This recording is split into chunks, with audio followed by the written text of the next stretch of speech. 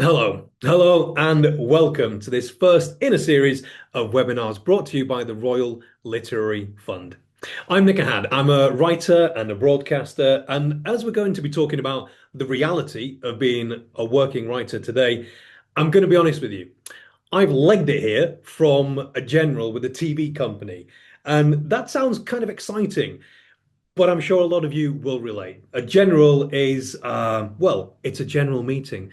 A TV company doesn't want to meet you about a project or to talk about your writing. They just want to meet and see what the chemistry is like. The truth is, I was watching the clock because I had to get here, so I'm not sure if we chemistried very well. But here we are, and it is lovely to have you. And that is the reality of a writer's life, certainly for me. And that's the title of today's webinar, The Reality and Identity of a Professional Writer Today.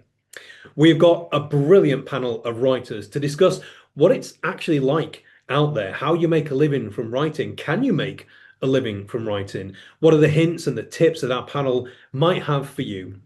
And I imagine we'll touch on the brilliant work of the RLF and how it helps writers too.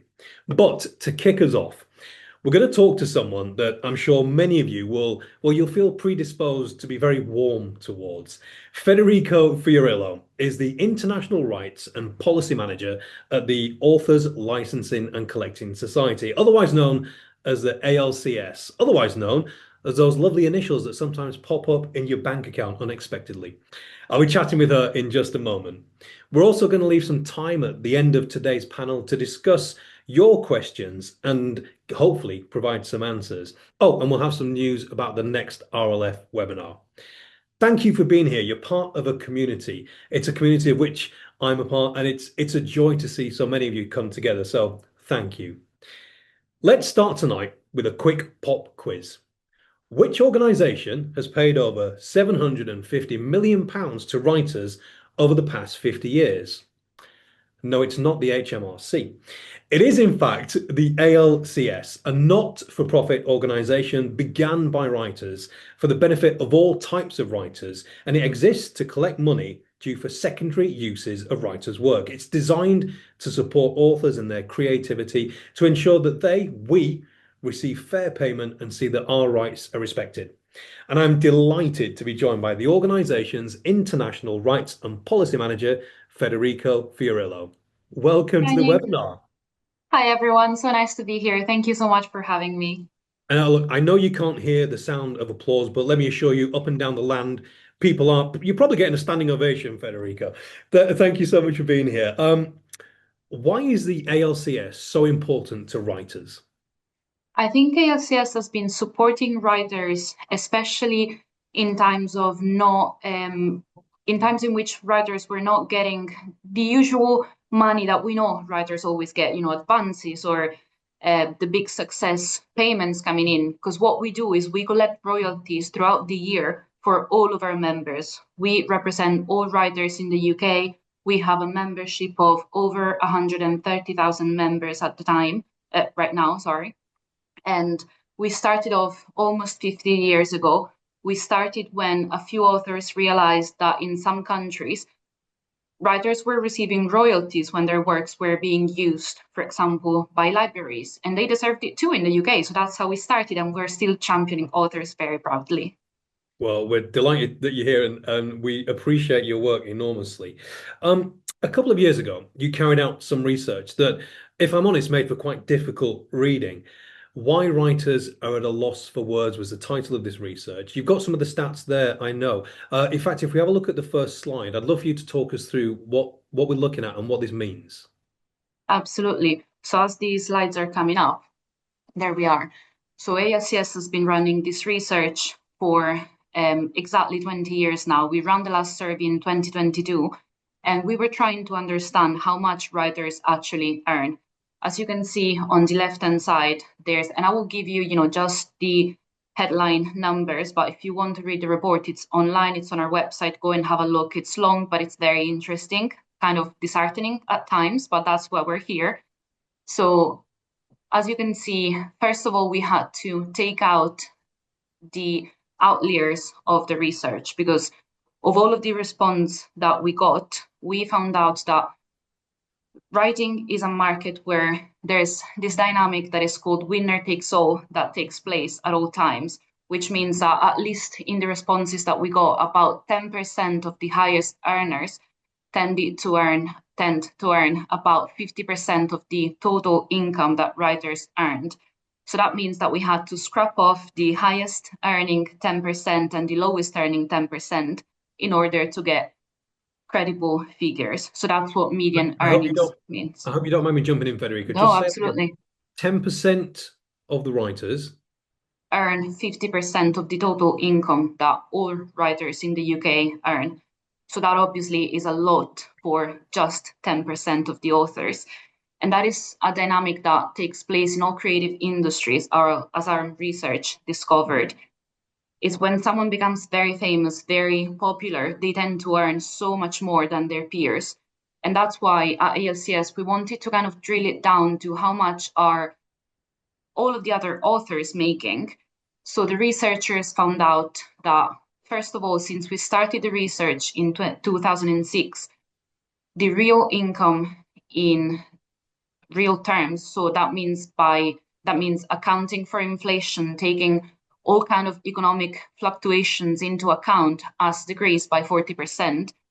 And it turned out to be a staggering figure of only £7,000 per year in 2022. That is not even a third of the national living wage that was the average in the UK in 2022. So that means that obviously not everyone can support themselves, if anyone, on that income, which means that a lot of authors, and according to our research, it was over 80% of them, have to develop so-called portfolio careers to make writing sustainable, which means that they can not only earn from their self-employed writing efforts, they also have to supply that income with other occupations. So that led us to also divide the respondents to our survey into primary occupation writers and main income writers. So the first figure that refers to primary occupation writers means that these are people that spend at least 50% of their time writing. And they tend to earn, still again, £7,000 per year from writing only, and then a total of £21,479 as their individual total income. So that means that all of the rest of the money comes from other jobs, they might be writing adjacent, but they're not just writing. And people that are main income writers, it means that they earn most of their income, at least 50% of it, by writing, only earn £21,000 per year. But obviously that means that they still have another job. One other figure that we discovered is that since we started the research 20 years ago, the amount of people that dedicated at least 50% of their time to writing was always about 50%. As you can see from the graph on the right-hand side, it was 46 in 2006, went up to 51 in 2014, got down to 48 in 2018, and it got down to 47% in 2022. Now, one thing that the researchers did put into the report is that there's usually an assumption that writers write for the passion of it. They will always keep writing. But they did suggest in the research that there will come a tipping point, and we are so close to that because £7,000 per year is not a sustainable income at which not everyone can afford to even be a writer. And that is, for me, terrifying. Well, look, I think that gives us quite a depressing picture. But the truth is, we're here to look at that and look at the reality and talk about how we can move forward from this. That £7,000 figure is really interesting. And it's particularly interesting that every time you've done it, 50% are earning their wage via writing. And I think that's a really important message, Federica, wouldn't you say? Just finally, we don't have much time left, but to say that a lot of people listening to this will be thinking, well, I don't make all of my living from writing, therefore I'm a failure. You're here to say that's the reality for at least half the writers in the UK. Absolutely. And I would say you're not alone. Like if you're finding yourself mirrored by these stats, you're not alone. But that's why collective organizations and unions are here for, because we are a lot of people. We need to make sure that we support each other, we create a community, and we fight for better pay going forward, I would say. Well, listen, Federica, keep on fighting the good fight and keep popping up in my bank account. It's always lovely to see you. Thank you so Federica, thank much, you Nick. Thank so much you. for joining us. So, look, some of that makes for really stark and, let's be honest, pretty depressing reading. Fear not, this is the RLF, and we have the antidote to despair, or at least I hope some of our panel will. Now, before we meet our extraordinary panel, I have to tell you there's a poll in the chat. We'd love for you to have a look at those questions. They're essentially about you as a writer. One of the questions is, do you feel the publishing industry fairly compensates writers for their work? I'll be interested to have a look at that. We'll look at the poll before we say goodnight tonight. Now, I'm going to introduce you to my panel, Emily Itami, Derek Keilty, and Karen McCarthy Woolf. Welcome to you all. Now, over the next 30 minutes, we're going to discuss where we are, how we survive, and where we go to next. Karen, welcome. I want to start with you. You're the author. Are we going to see Karen? We're waiting for Karen to join us, I think. Nice to see you, Karen. Hello, here's my Garrett. A lovely Garrett it is. Oh, this is what a wonderful thing. We get to see everyone's writing Garretts. Yeah. Nice to see you all. Karen, I'm going to start with you. You're the author of two poetry collections. You're the editor of seven literary anthologies. Shortlisted for the Felix Dennis and the Jerwood Prizes, your debut was an Observer Book of the Year. Your latest collection, Seasonal Disturbances, explores gentrification. We might come back to that. I thought it would make sense for you to reflect on that, actually. Do you feel there's a sort of gentrification of the life of an author that's happening here? Is the full-time writer, Karen, a mythical creature? Well, I think we've always romanticized this idea of that's why I made that Garrett joke, but it's also kind of, this idea that writing is fun, and if something is fun, we should do it for maybe free, and maybe we can afford to do it for free because actually here we are, so lucky. Entering into this sort of like, sort of gentle person's space where we too can, have something to say. So I know that this is supposed to be an antidote to the stats, but those stats have been something I've felt really acutely aware of actually, and for a long time. I've been a writer for quite a while, and I've been an editor for longer, editing anthologies. And I have to say that, the fees that I'm offered to say attend a festival, do a reading, any of these things, they're the same. They're the same as I was being offered 15, 20 years ago.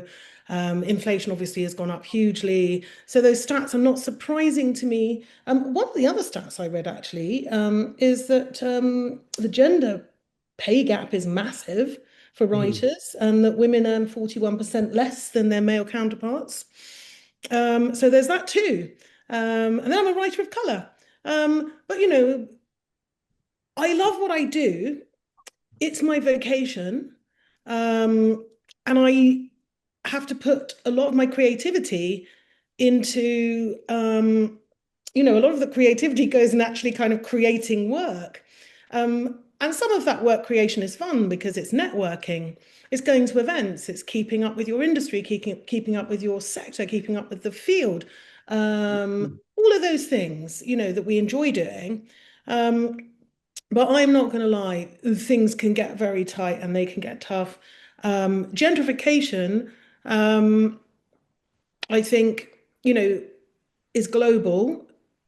It hits people hard in cities, where rents are very high. And that's not just London, which is where I'm from, but across the country.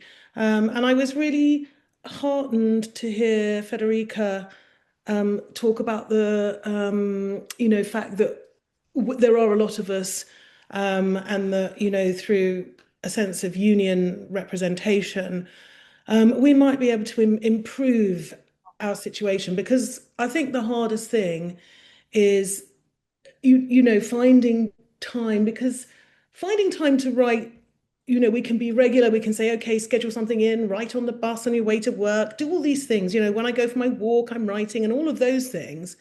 Um, but sometimes it's just a hard thing of paying the rent or dealing with I don't have children, but many people do. And there are family costs and commitments that can be very taxing as well. So, I mean, that's my scenario. The other scenario is that my life is varied and I do many different things. Um, and I'm sure AI is going to come along and take all the admin away. I mean, as long as it doesn't also take the jobs. Listen, we're going to talk about all of the stuff that you've covered. I love the idea that a lot of your creativity is used by looking for creative work. It's a difficult one, and I think it's great that you've been so open and honest. I can see that Emily and Derek are nodding along there. So Emily, let's come to you. Emily Itami is the author of two novels, Fault Lines and Kakigori Summer. And she's also the author of more travel articles than she can remember because a lot of them were thrown out during a house move.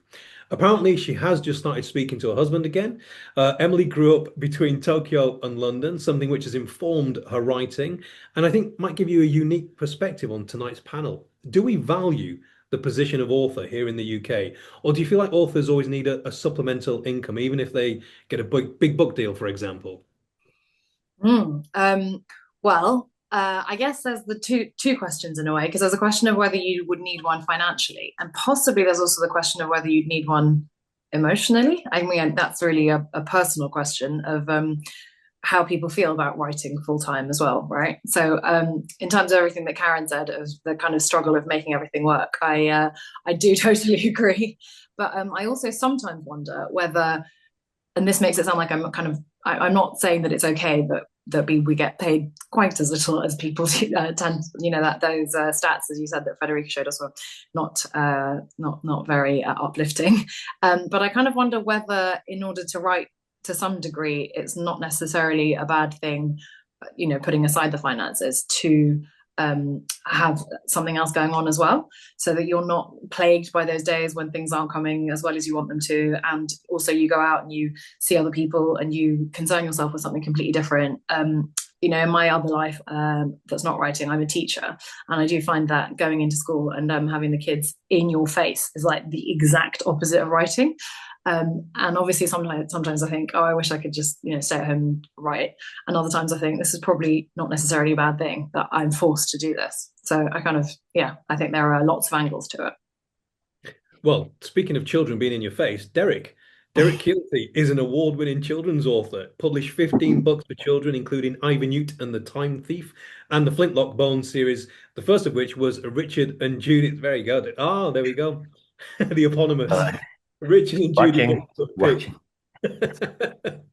I'm actually in a similar world to you at the minute. My adaptation of The Boy at the Back of the Class is a young adult's novel, and I've adapted it to theatre. So I know what that world is like. Is it a world where you can truly be a full-time author, or do you still need the extra jobs to play the bills? Oh no, I wish. No, that bubble burst for me very early on in about 2003. Believe it or not, I started.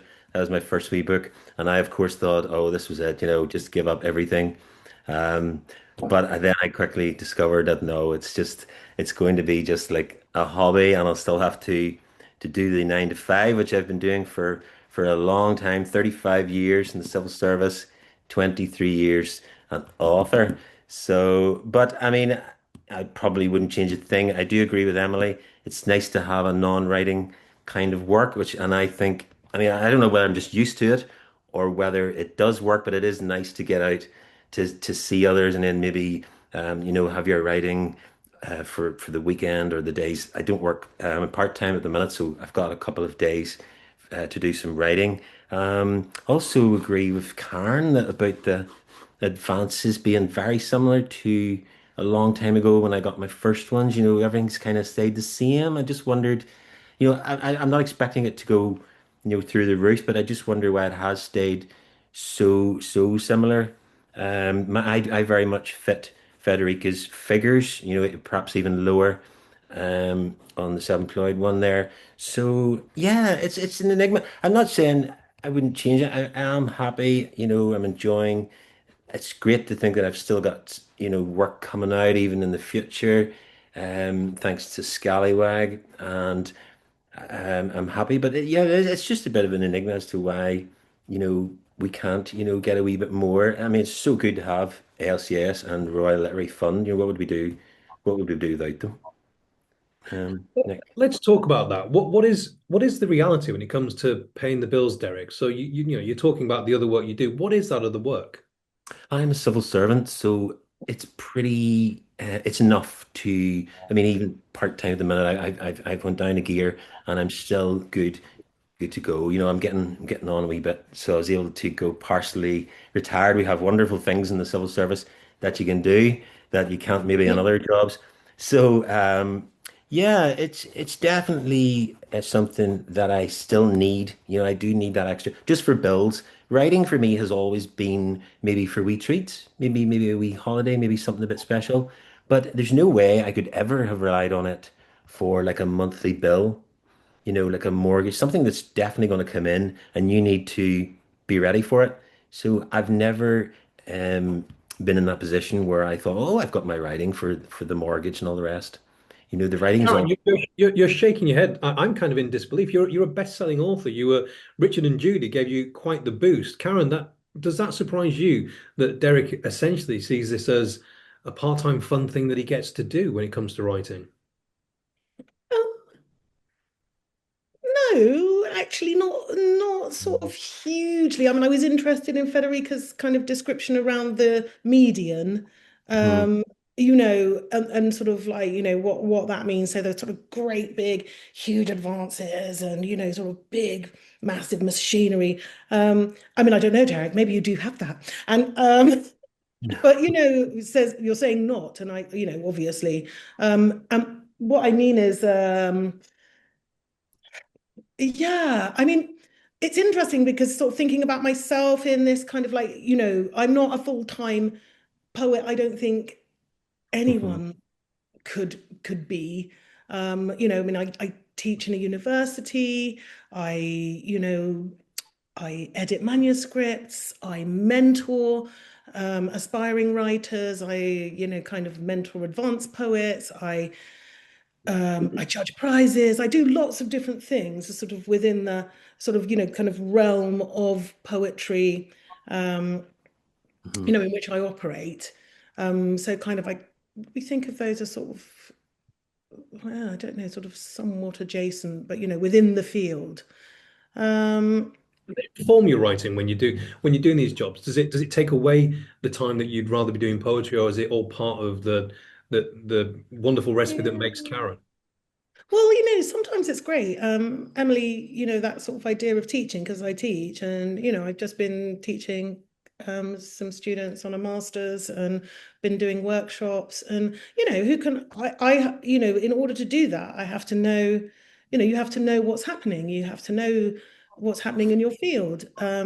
You ideally know more than your students, I mean, that's how it is. So it kind of Mhm. keeps you on your toes, which is nice, and also. Another thing is that I actually find sometimes I'm really social, and writing can be quite solitary, Right. lonely work, actually. And so that's fine when you're really in it and you don't want to be disturbed. But there Mhm. are other times when um, just the feedback and the, Definitely. inspiration that we get from being with other people, I Yep. find that really enriching. That's enriching. And, it's part of the research as well. We've got to know what's happening in the world. So, yeah, I Let do me jump. think Let me it's a jump in and mix. ask Emily, because Mm, Emily, you're nodding yeah. away. You're nodding away there. Mm. You're agreeing with Karen on this? That teaching. Tell us first of all about the kind of work you do and how that feeds into your writing.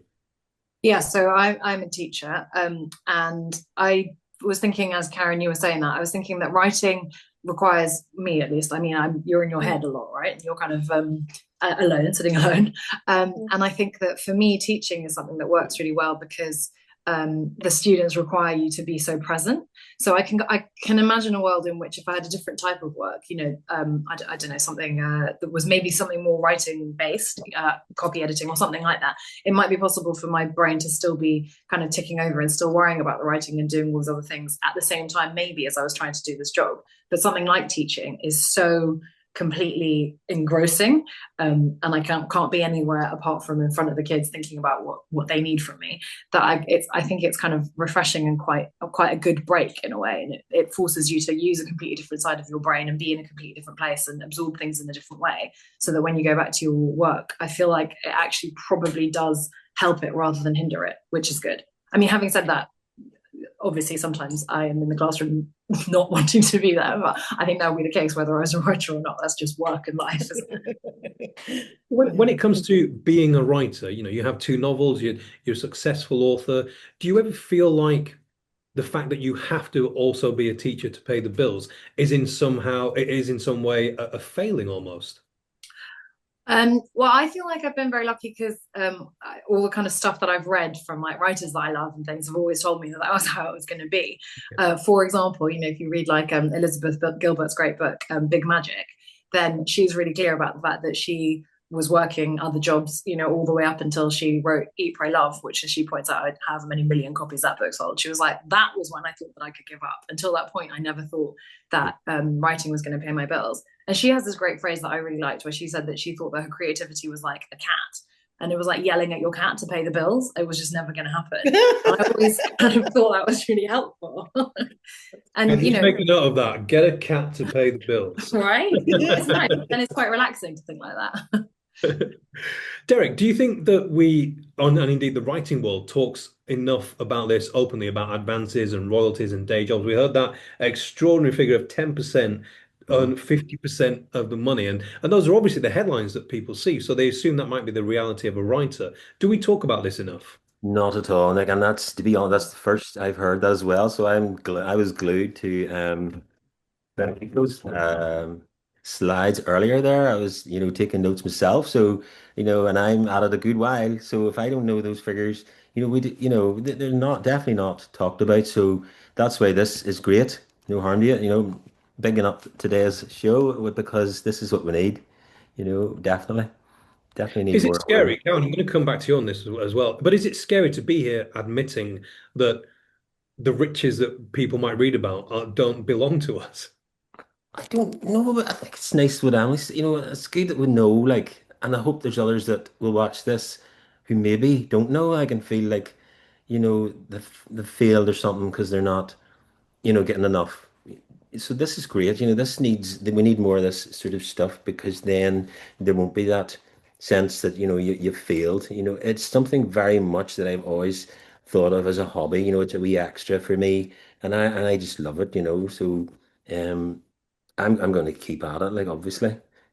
And the schools are good for me. Obviously, good to get into the schools and get chatting to the boys and girls. As my audience, which I know others can't. Maybe grown up authors can't do, but it really just suits me. I find the morning just first thing is gold for me. So, and I like to go on then and do something else the rest of the day. And so I'd probably if I was able to just keep writing, I don't think I would. So it is nice to have something, yeah, else to go and do. I imagine, Karen, a lot of people listening in today will be really heartened by this because they'll think, well, I don't make X amount from my writing, therefore I'm a failure. I'm not a real writer. Is this something that we need to be more honest about, Karen? I think that people do avoid conversations around money very politely, and I'm not sure it serves us well. I love the idea of, kind of like sort of union rates, um, as well. I mean, I just want to sort of pick up on something actually, Emily and Derek. I feel sort of like a little bit different to you in that my work is sort of self-employed, so it would be more like sort of self-employed, that my business is writing and I have this X and Y jobs and X and Y clients as opposed to having a sort of a PAYE job, with all the attendant sort of benefits like around things like pensions. And the like, and just Mhm. sort of thinking for people tuning in that can be another thing again, because what can happen as a sort of self-employed writer is that you're sort of running a business as well, but kind of weirdly you don't necessarily know anything about running a business. You're just a writer, a self-employed person doing sort of various things, and so I think There is quite a lot of help that people sort of can get in terms of business training, but I mean, I tended to have used, which I think has probably served me well, but like my sort of training budget, as it were, has gone more on things like, oh, let me go and do this, retreat and workshop on line breaks or something, whatever. Um, but kind of craft-based training and that kind of thing. Or Karen, so I'm so sorry. Can yeah, I jump in there? You just yeah, said your sorry. training budget. So I'm in the same position as you. I do lots of other work, but I Yeah. do it all freelance. And it's a complicated situation. Frankly, I find myself in a lot of trouble come every January. You said so clearly you manage this much better than me. What is your training budget? Well, I think I was using a slightly grand term there. Well, you put But money away for it's training. like, oh my God. But like what you might, kind of put into doing courses or certainly when I was starting out, not so much now because I tend to be teaching those courses and that's an income stream for me now. But certainly, when you're beginning writing and you want to improve, and I found, kind of lots of different forms of learning and studying and workshops and all of those kind of things really, really helpful. And then, so I would have a sort of certain amount of money that I'd spend on that. And then that's a tax deductible thing for a self-employed person, obviously, because it's work related training. Um, so yeah, but I was just sort of thinking about that sort of whole thing around sort of like running a business. Um, and you're sort of doing that. And then you're also sort of the other side is like wanting to be very free.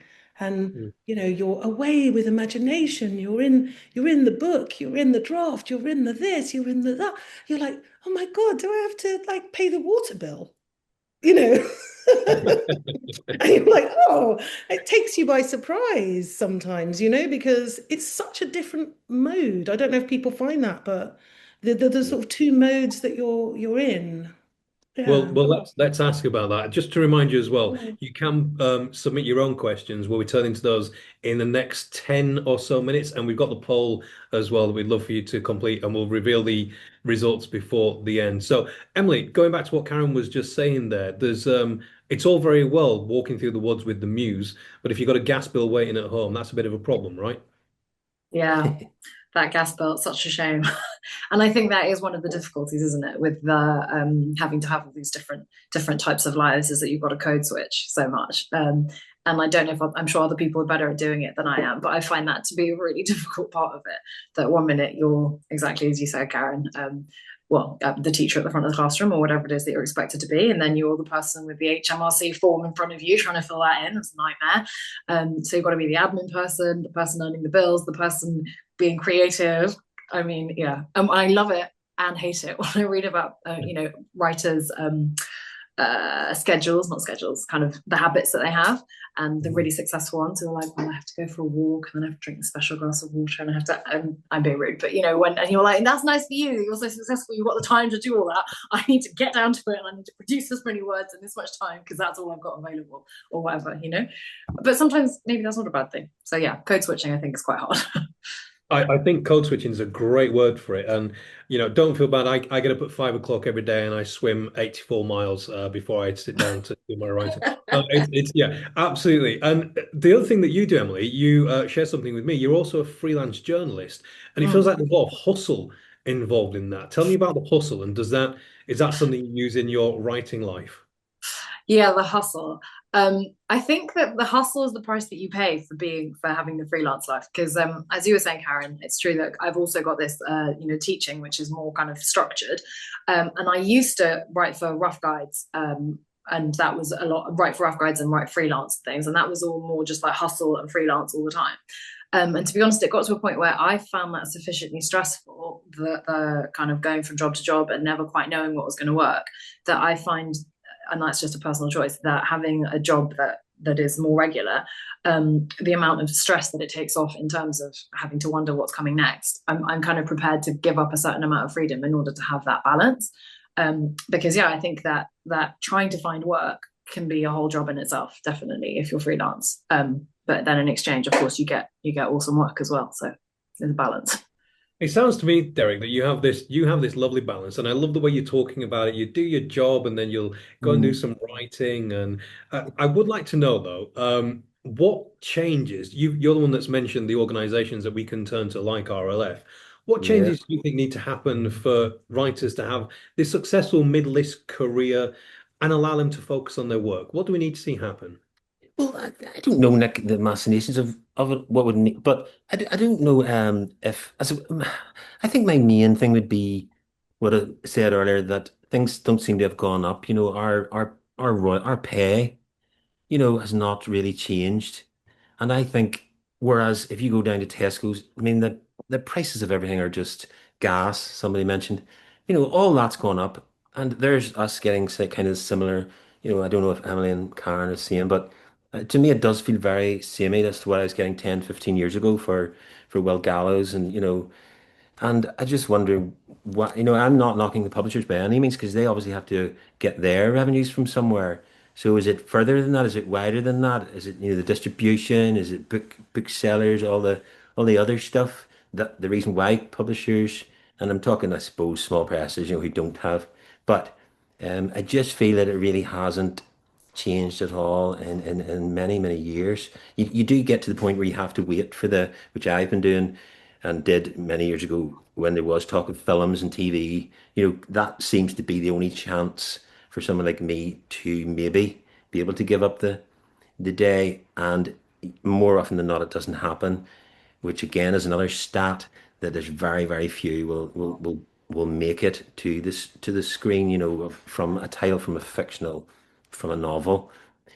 But that's really what it would take, and it's awful that you have to hope for that. I've done it now, even just more recently last year. Again, I was meeting people, and there was talk of that it would maybe hit the screen. But why can't we have it that when it hits the book, the paper, that you get a wee bit of pay?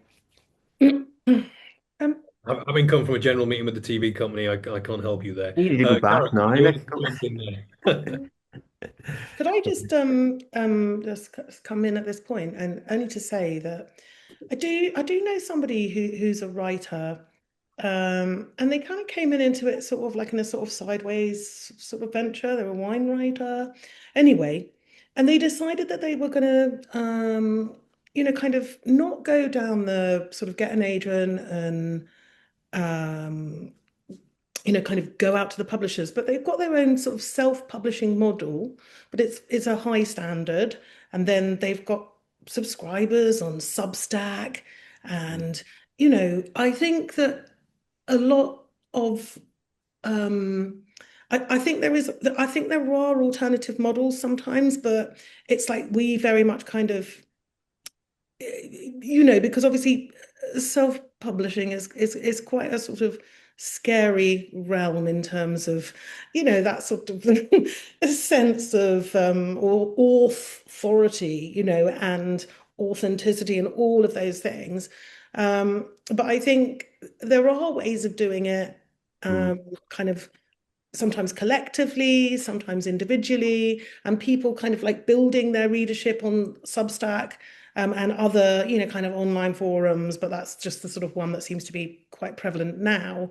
And, there being this, I don't actually have that, but, the subscriber model, which in a way feels a little bit like if you think of something, like sort of Dickens, sort of, writing all those novels and then them being published in the sort of serial sense.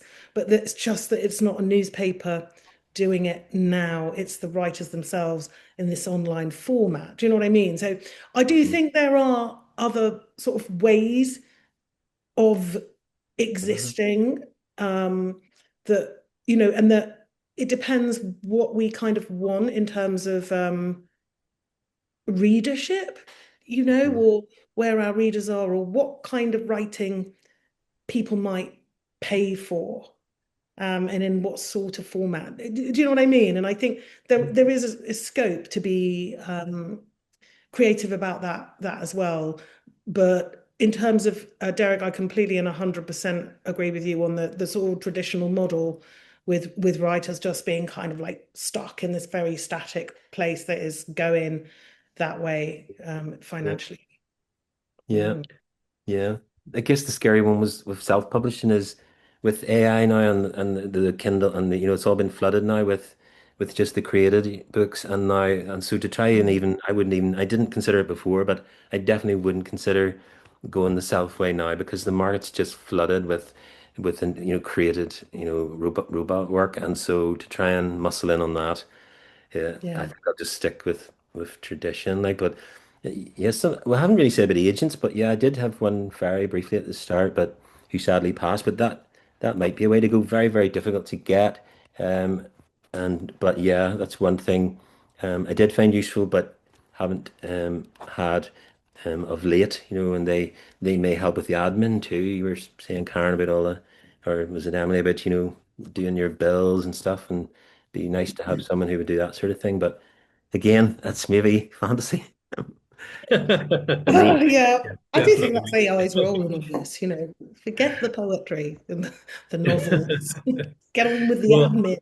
listen, I promised everyone at the start of this that it'd be inspiring and informative. We're going to turn to our questions in just a moment that have come in from the people joining us. Emily, before I do, let me give you the final word on optimism. If you can, briefly, make us optimistic. Is that it? Let's make us optimistic. Right, okay. Well, it's really fun. um, and I think that it leads to a really rich life, right? So that's good. That's the optimistic part. It leads to a very rich life. You have to have lots of balls in the air all at once, and it's a great challenge. Maybe a challenge is great.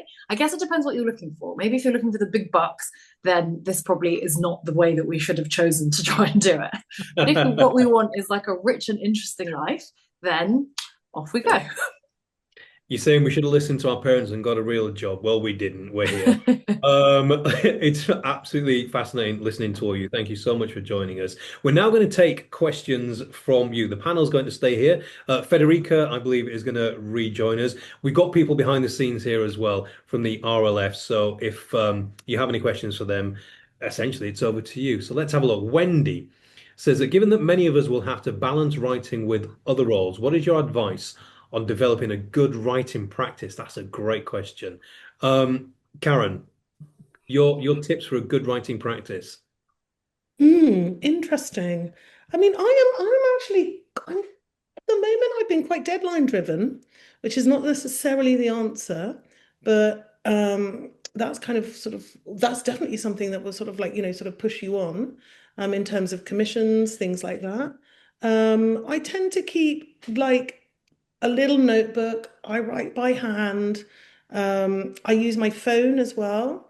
So sometimes I don't use phone for writing so much. I would more use it for images that I kind of use in a sort of diary sense that would kind of go into the notebooking. So notebooking is big for me.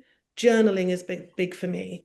And then reading, actually, you know, reading is part of my writing practice, actually. So those three things are the sort of core um, that I would have. And then if there's, if there's deadlines you set yourselves, and then there are external deadlines, and those external ones can help sometimes, just in terms of finishing a project.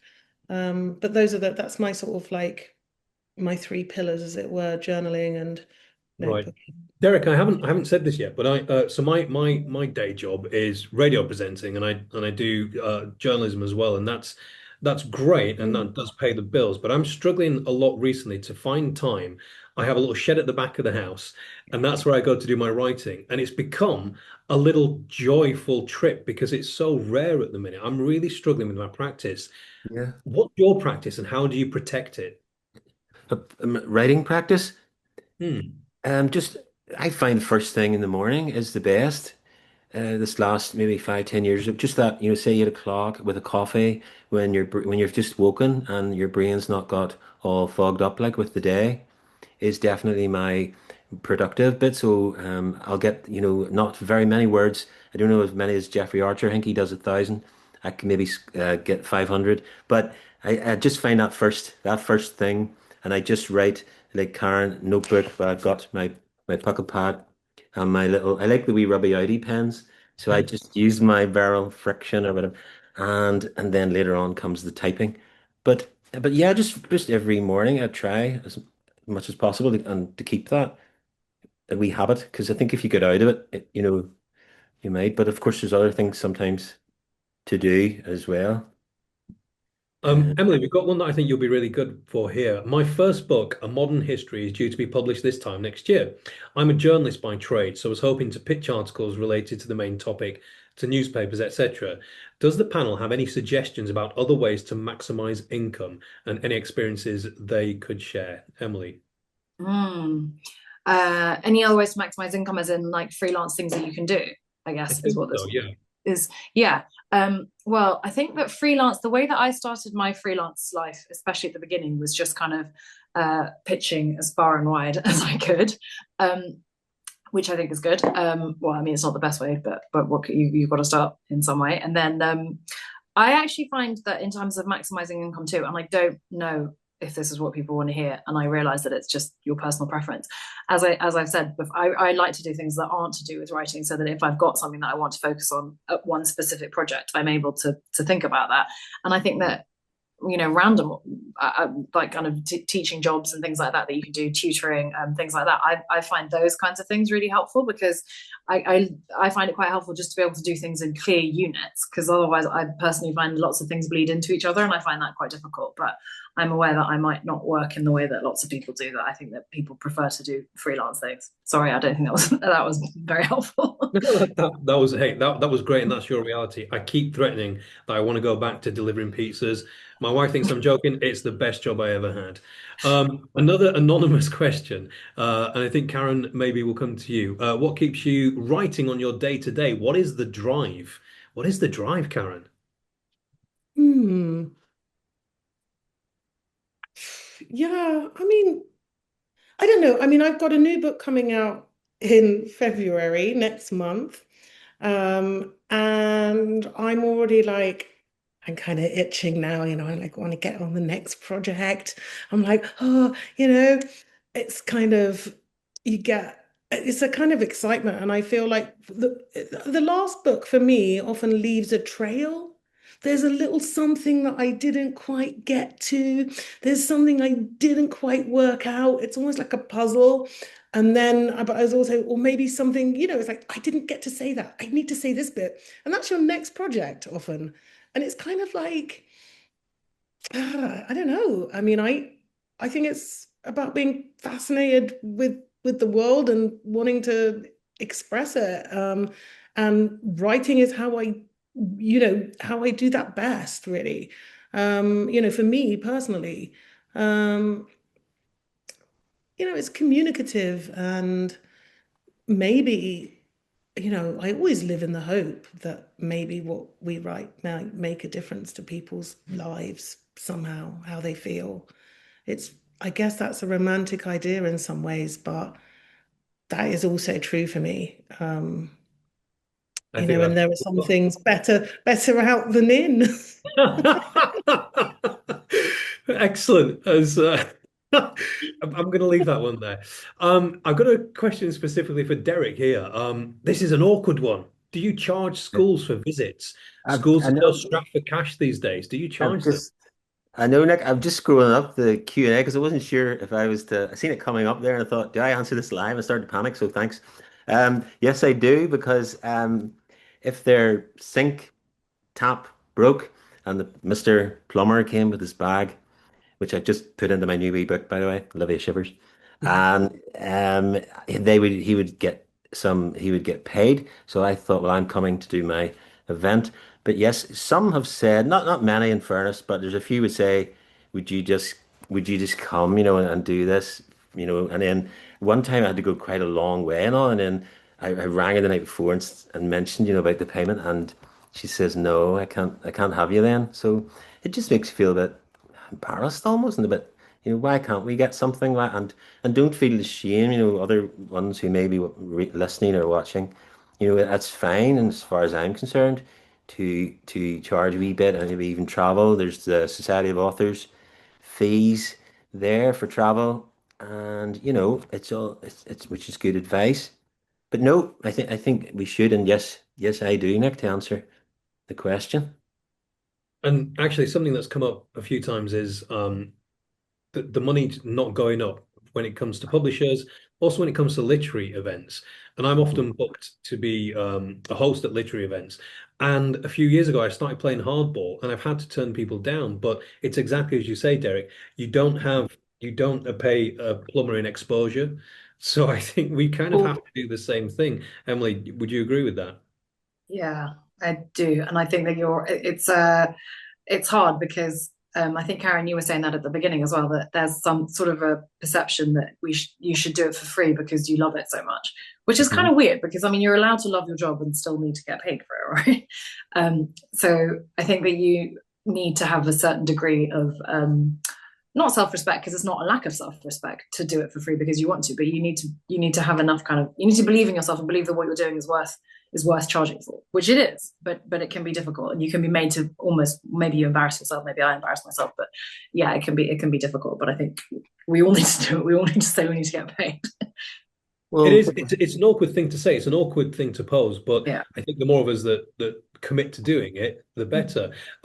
There's a question about giving up and lack of money. Do want to come to all of you on that, but before I do, Federica, I wonder if you can jump back in, because I think this pertains to your research. Do you think writers from less privileged backgrounds are being lost, bearing in mind the median writer's earnings? Now, we didn't actually get to the your slide that showed ethnic minority breakdown, but just talk to us about that, would you?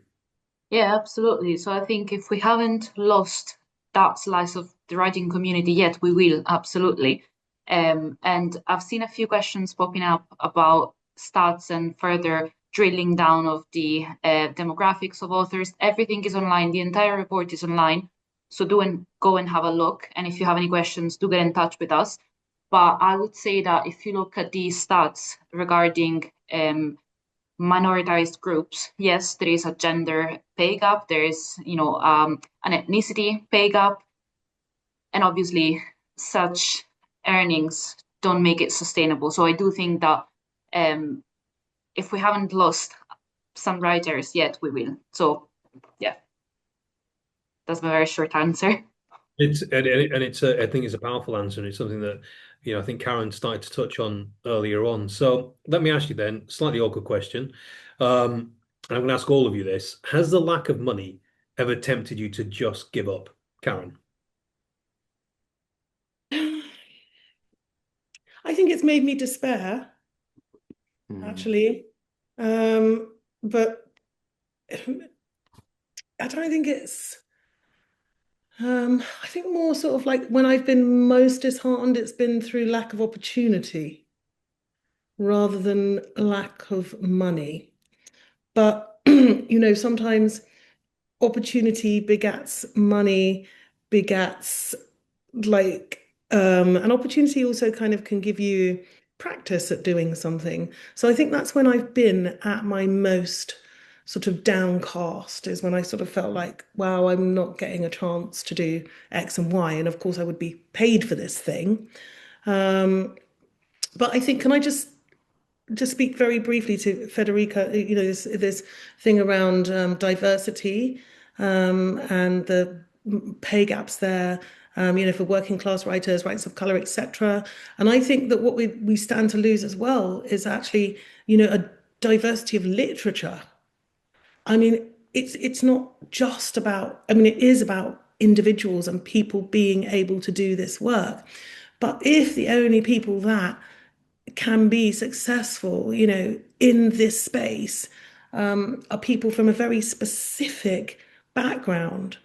Inevitably, whether that's in publishing, which it could be, because that's a very lowly paid industry. I worked in publishing for many years. Um, and people are paid low there. And then the writers don't get much either. And then you can end up with, just one type of person wanting one type of story that reflects what they know. And that's why we need that diversity. So, it's a precious thing. It's very precious. I just wanted to say that. Well, glad that you did. We're Yeah. running out of time. I want to mention a couple of things. First of all, the report that Federica's mentioned is called "Writers Are at a Loss for Words." You can find it via the ALCS, and unlike most reports and research, it's incredibly readable. And I think it will give you, if you're listening, if you're listening and thinking, "I earn X amount and I'm not a real writer," I think it's really powerful to look at those stats and see them. So I'd recommend that. Obviously, look at the RLF website. I've got a final question that I will come to, but before we get to that one, Derek, Emily, what advice would you give to an aspiring writer? Keep at it, and don't be put off by any of this.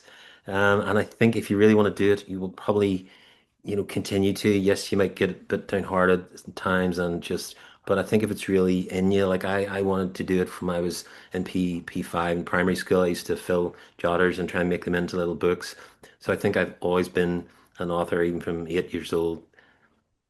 And I wrote poems and stuff from I was in doing my A levels. And I can still remember, I'm imagining in sixth form opening a little box with my books in it. And that happened about 20 years later. So just Well, I took me a think while. that's inspiring. Emily did exit the building, but I see that you've come back to us, Emily. Sorry, You not need going to to. get some. You've been somewhere to collect inspiration. Inspirers, aspiring writers. What would you say?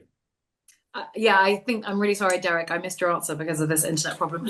But I think I might be saying the same thing as you. Yeah, keep going. Don't stop. That would be really the thing. Just keep going. You never know. I think it takes, well, for me, it took a long time. I think it takes a lot of people a long time. But I guess at the end of the day, you just have to ask yourself whether you want the life where you didn't keep trying or the one where you did. And I guess the worst that can happen is that you had a good time doing the thing that you wanted to do, even if it doesn't work out the way that you want it to, which I really hope it does for everybody. Yeah. Yep. See, I promised it would be inspiring. What a brilliant way to end. There was one final question, which is, have you ever had any disastrous moments? We've run out of time. So what I will tell you is that we'll be able to answer that at our next webinar. The next one is on April the 21st. And the title of that is Plot Twist: What to Do When a Writer's Financial Model Breaks. I'm sure a lot of you, I certainly have been there. So the next webinar on April the 21st will be talking about that. I'll be here. We'll have another great panel. You can sign up now. Watch out on socials for more information. Thanks so much for joining us. Thank you to our brilliant panel, Emily Itami, Derek Keilty, and Karen McCarthy, Woolf, the RLF, and of course, Federica Fiorillo from the ALCS. Before we go, the webinar poll, making writing work. Would you describe yourself as a professional writer? That's 44%. Self-published writer, 8%. Aspiring writer, 43%. Well, I hope all of you listen to the message that Derek and Emily left us with. Do you feel the publishing industry fairly compensates professional writers for their work? Well, not surprised to see that 78% of you said no, 22% of you said somewhat fairly, and absolutely 0% said yes. Do you think there's enough awareness within the industry of the disparity in writers' income compared to other creative professions? Again, 59% say no, 38% say some awareness. Well, hopefully, webinars like this will help raise that awareness. Thank you so much for joining us. If you want to find out more about the RLF, go online. You can find, again, that research paper was Writers Are at a Loss for Words. You can find that on the ALCS. In the meantime, we'll see you in April, and happy writing. Thanks once again to our panelists, and thanks for joining us.